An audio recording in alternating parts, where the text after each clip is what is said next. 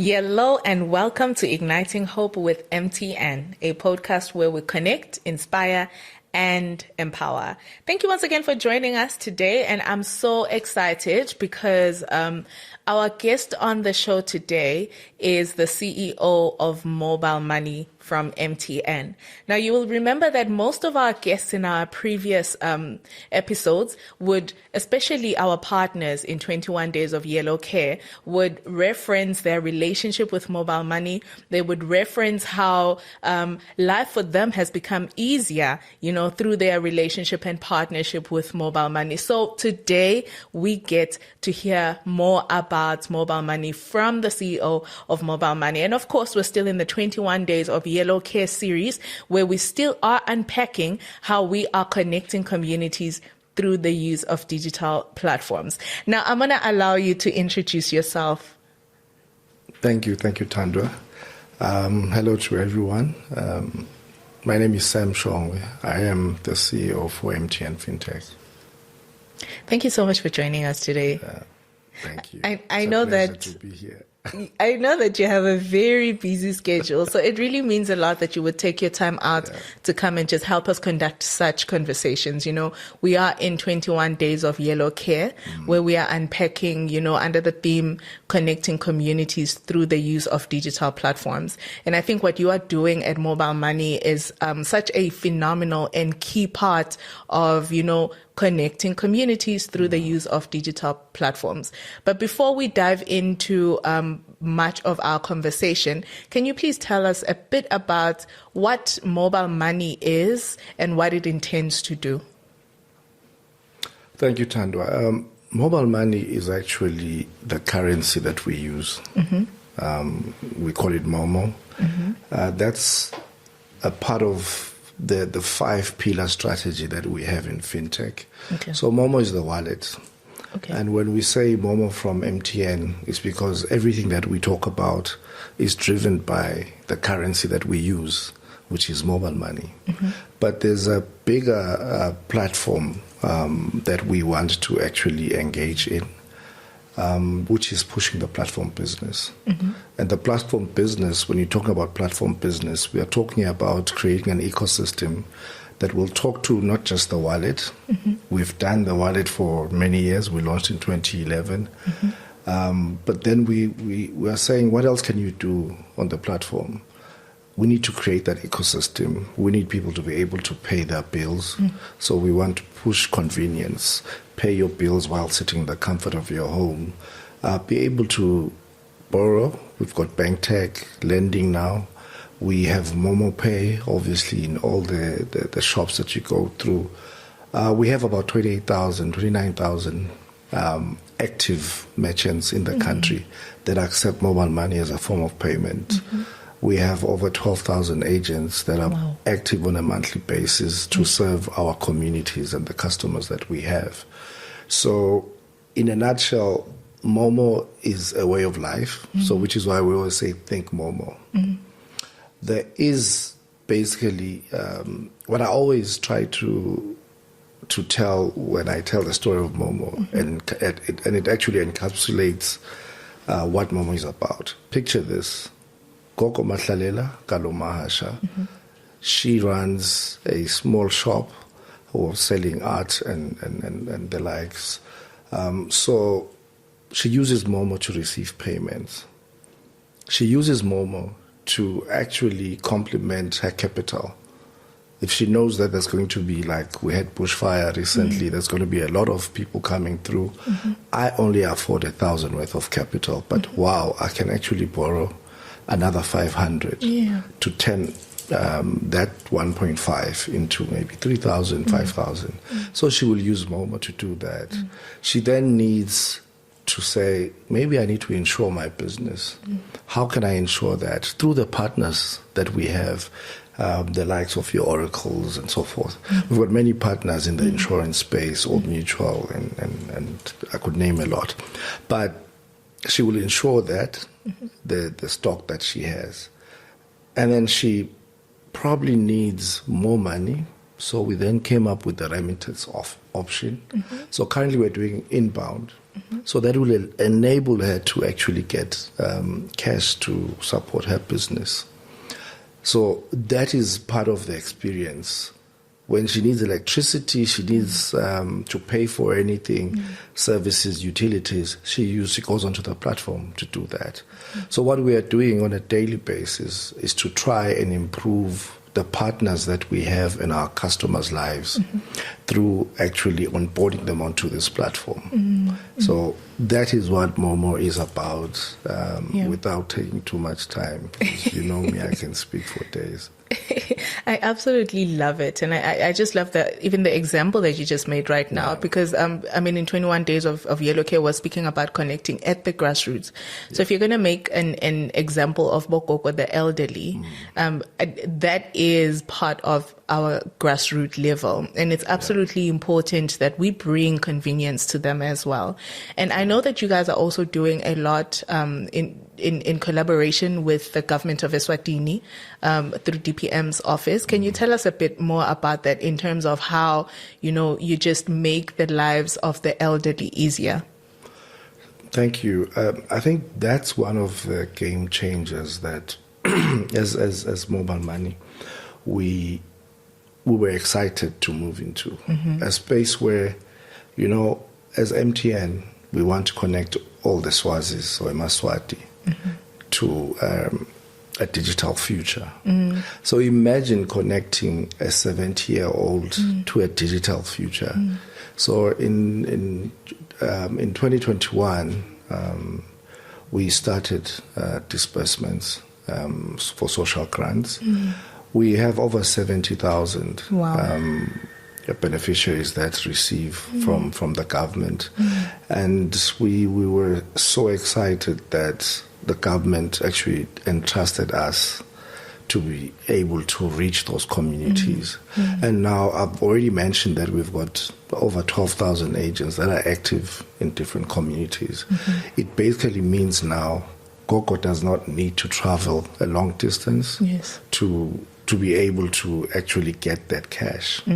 But over and above that, what we have seen is that there's been an increase in the usage with that particular segment.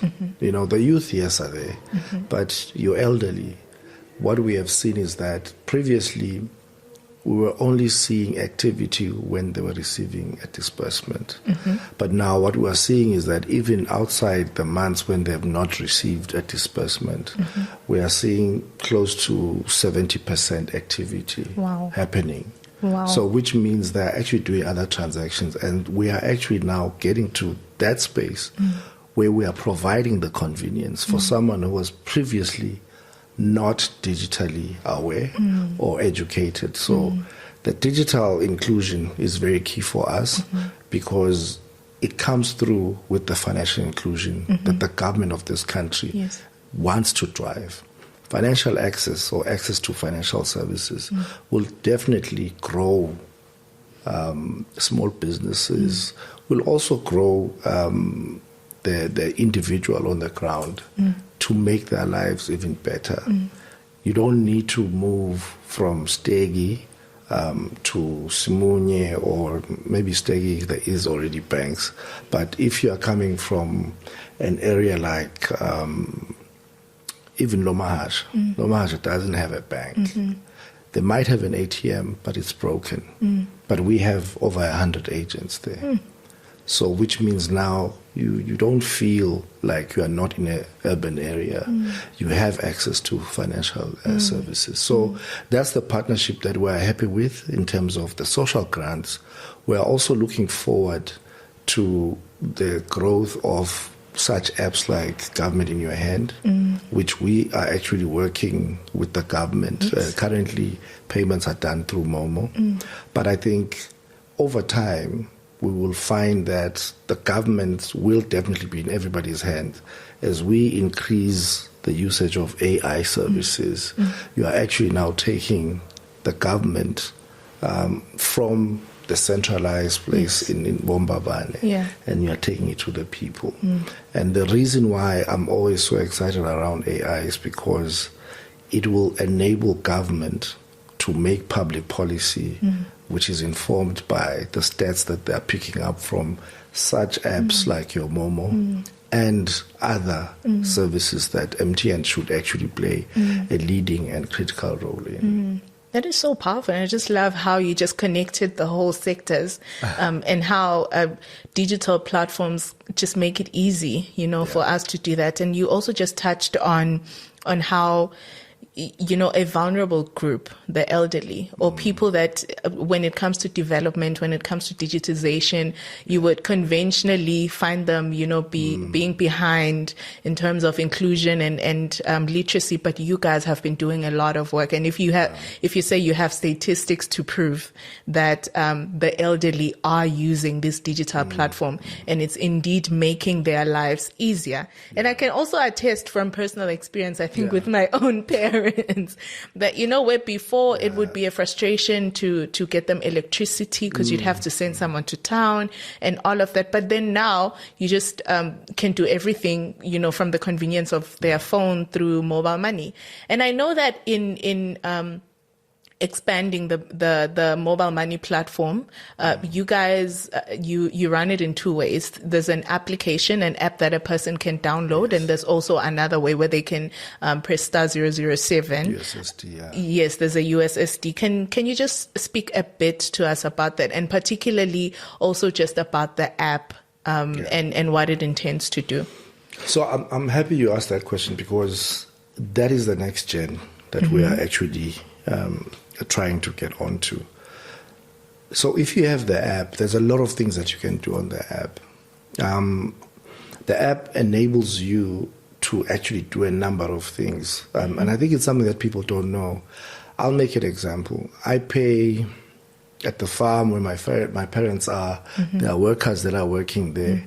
So I have a home, a car, I have a home where I stay. So at some point, what happens is that there's a lot of activities that are happening in your lives and you actually forget to do things. The app enables you to schedule payments. So you can actually schedule payments. Would it be paying your stuff on time, buying electricity? You would schedule that at this point in time, I will have enough money in my MoMo wallet. Oh, wow. So I will pay electricity, I will pay my water bill, and I will pay the people that are working at the farm. So as I'm doing my budgeting, I just schedule everything, and so all you do is so that nice. If all that will cost you 3,000 a malanga, you just put 3,000 and you let the app schedule it. So every time you just remember one thing, let me make sure there's enough money in there.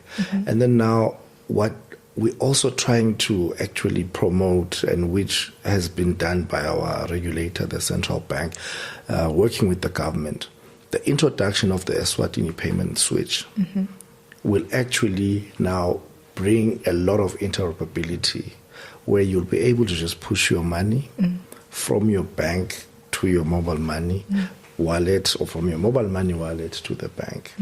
What does that do?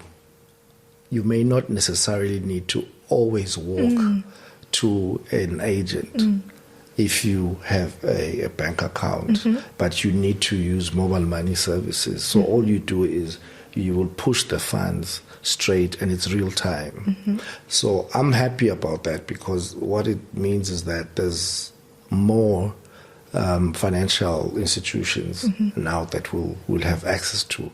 Previously, we needed to engage and have bilateral agreements with each institution, integrate with that institution. That's costly. And then you move to another one. But now with the switch, we will be able to all interoperate. Wow. So that makes it easier. And I think that will definitely increase the usage of our app. I'm not taking away from a USSD, but I think we are all moving towards smartphones. And I'm aware that this year will probably be stopping the use of 2G devices. So which means everyone's going to have an app. And when you have an app, it then creates your ability to interact with digital platforms. And that's where we want to play. And we want to actually drive everyone to using the app. the last thing I want to talk about in terms of the app is that the app also enables you to communicate effectively, because on the app you will be able to educate, and you'll be able to send any new products that are coming through. You'll be able to share that. And definitely will be able to educate and create awareness around this Fakata problem that we are having. The fraud scammers are really a problem for us. Yeah, let's actually get into that, because I mean, we were having, in the previous episode, we were having a conversation with some MTNers, of which part of them were from the technology team, and they just got to speak to us a bit about information technology, or rather information security, as you are consuming digital platforms. And I know that in the Kingdom of Eswatini, when it comes to mobile money, we have experienced a lot, in terms of the scamming and all of that, Maswati losing their money.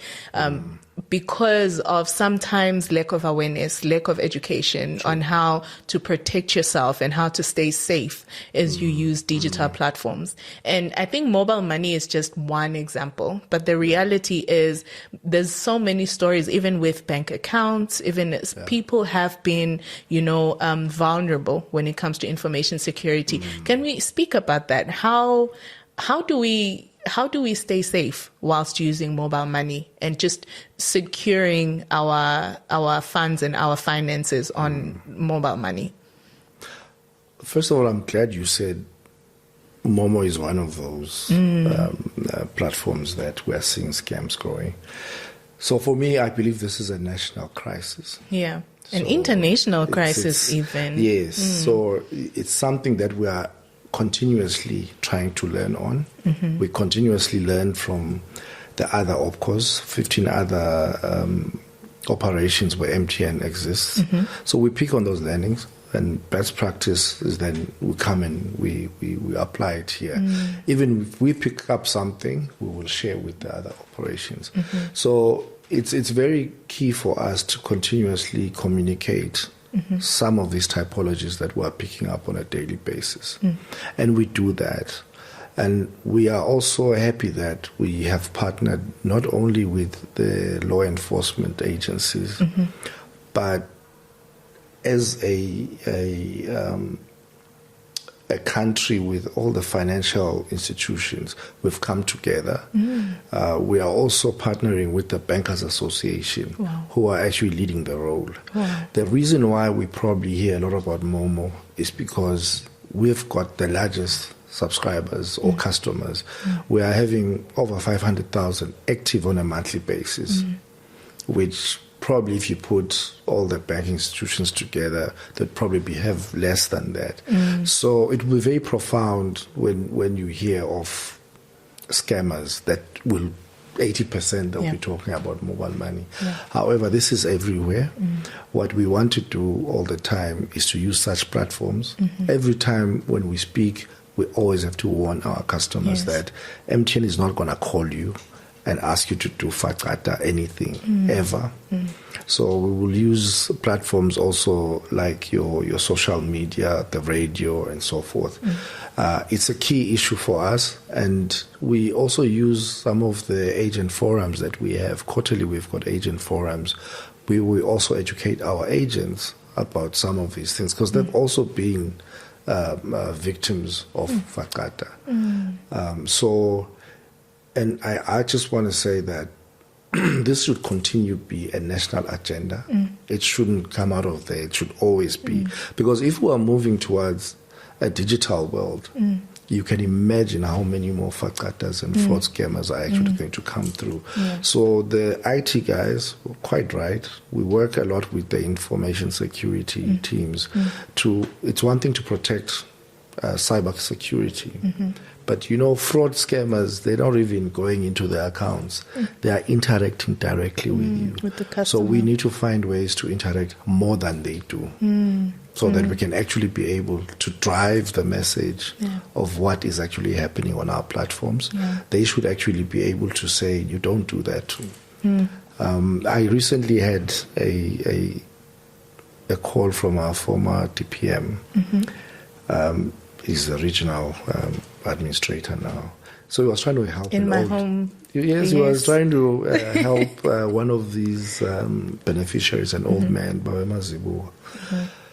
And he said, no, he's going to call you, and the social welfare officer is going to call you. And then I assigned one of my team members to call him.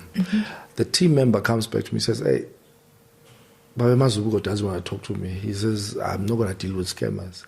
So he had called to say, I'm calling from MTN. We're hearing that you've got a challenge with your MoMo account. You need a SIM swap to change. And the guy says, nah, I'm sorry, I'm not going to talk to you. So that's eventually powerful. When he spoke to me, and then I said, I was sent by Baba Masu. He says, oh, now I understand. Oh, wow. Mvaname, we are so tired of these people calling us and telling us they're calling from MTN. Kudos to that man. Yeah. Because it means the message is getting there. Yeah, it's lending. Yeah, I absolutely love that. And I think kudos to the whole team and the collaboration that you mentioned earlier with every institution and every entity within the value chain, which is the law enforcement, the Bankers Association, Central Bank, and everyone involved. Because as you said, with that collaboration, it echoes the education message. Because I think you mentioned earlier that as we are moving towards digitalization, we cannot run away from the security side of things. It's just like if you're going to move into a particular area, to reside, if it's an area that is prone to, crime and all of that, you most probably will be vulnerable. However, you'll be able to protect yourself if you are aware and and you'll know how to conduct yourself. I think the same principle applies even here. So we continue to echo the message: do not give your personal details to anyone or anything that you didn't commit to. If you didn't initiate any transaction, you shouldn't allow anyone who calls asking for your personal details to have those details.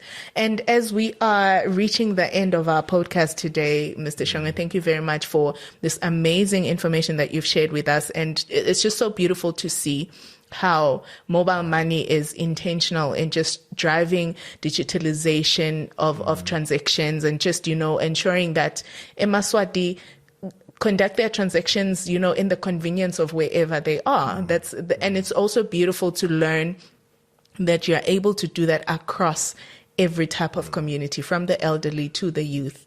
And as we're just winding up, you guys have been doing a lot during 21 Days of Yellow Care. We saw you go to a school that I understand you adopted, and you went to, make the kids' day.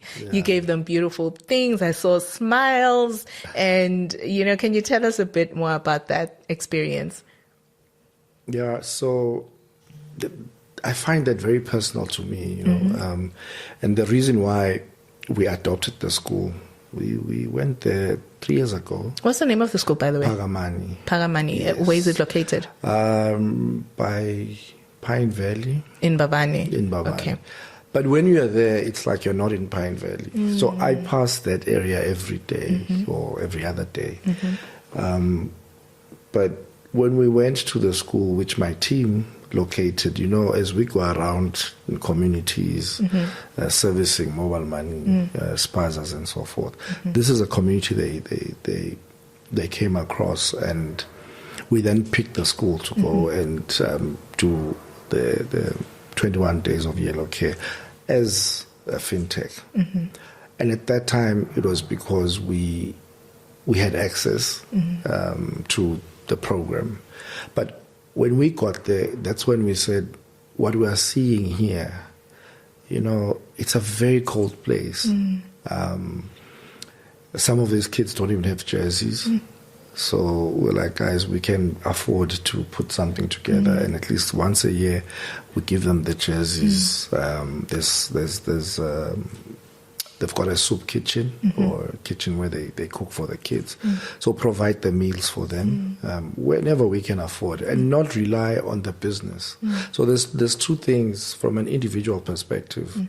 We need to first service the communities before you then call upon the business to do that.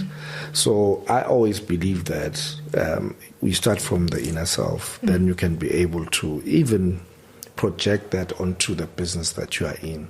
So we went there last week. It was pleasant to see the kids. I think it was at that time we were going there. We had previously gone there and we had provided them with a computer. And then now we're actually providing lab equipment. Oh, wow. And also some jerseys and also the groceries for them to be able to cook. Wow. A computer lab for the rural school? So the school has a lab, Okay. but they need equipment. Oh, wow. So they gave us a list of what they needed. Oh, wow. But I'm almost crying. What I was very, very touched with is that all that came from contributions from the fintech team. Wow.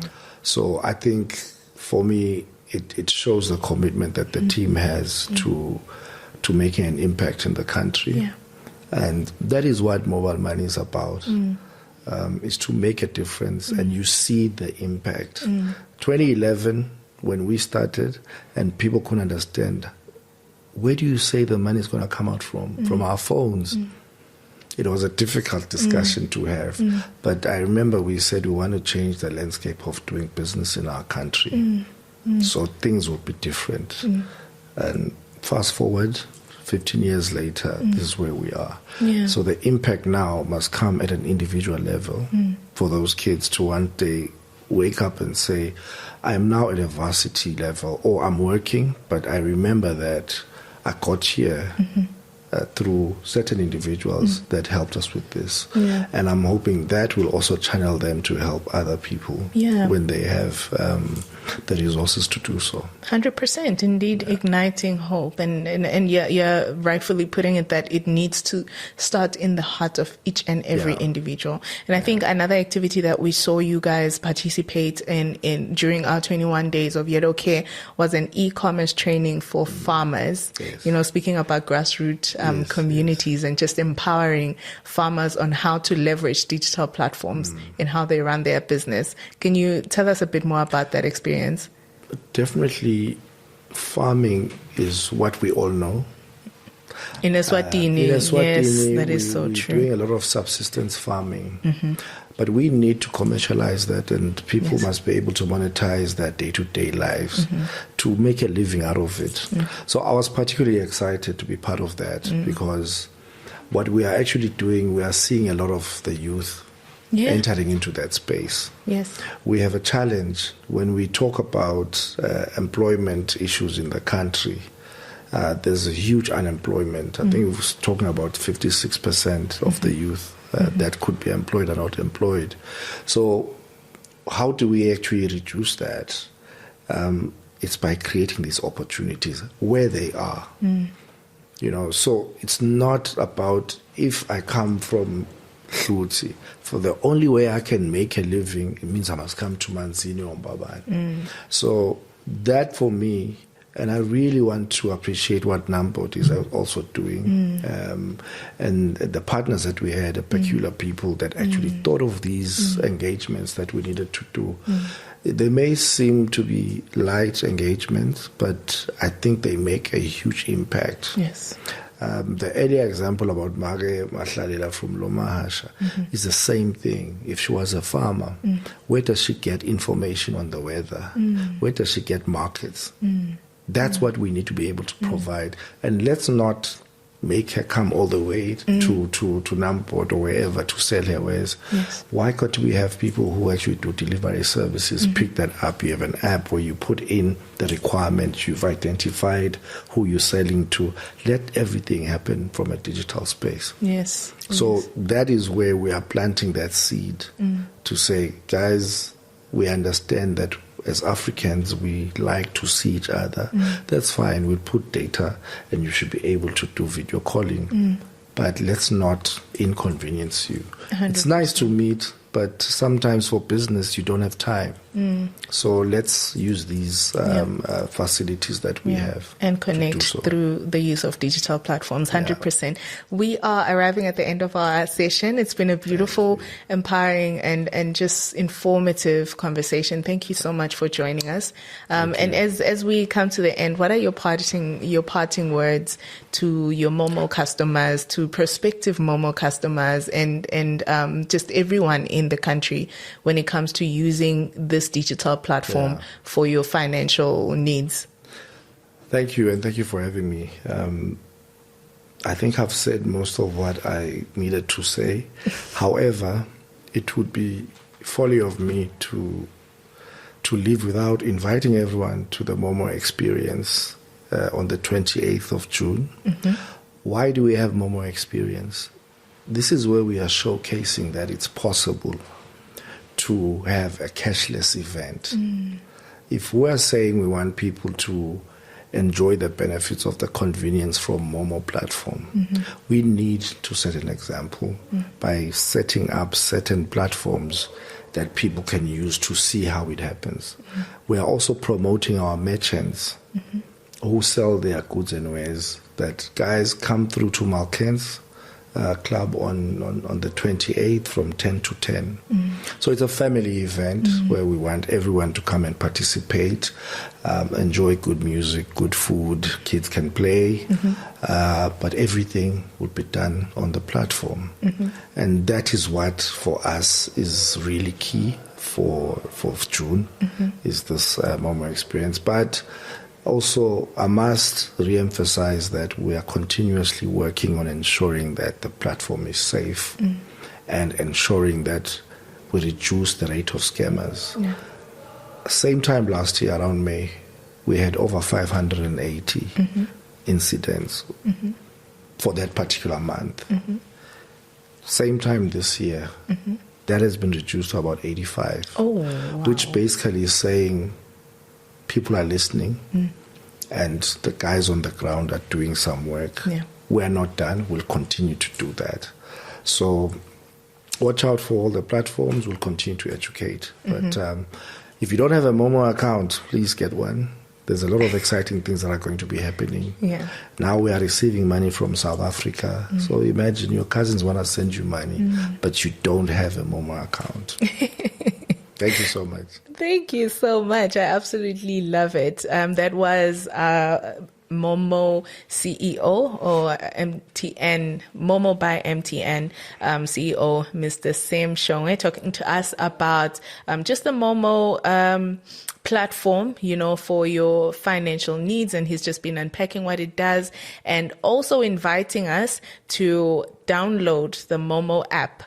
So that you can just, make your experience of using MoMo much easier and even more convenient. He's also been talking to us about their experience of 21 days of Yellow Care. So thank you very much to him for joining us today. And thank you for listening. And today is the last episode of our 21 Days of Yellow Care series. So thank you so much for following through with us. If you haven't listened to the previous episodes, please do go and listen. There's a lot of powerful information and nuggets that our guests were dropping there. Do check those out. Otherwise, from me and 21 Days of Yellow Care with MTN this year, thank you so much for joining us. And we will see you again on the 1st of June, 2026. Yellow Care.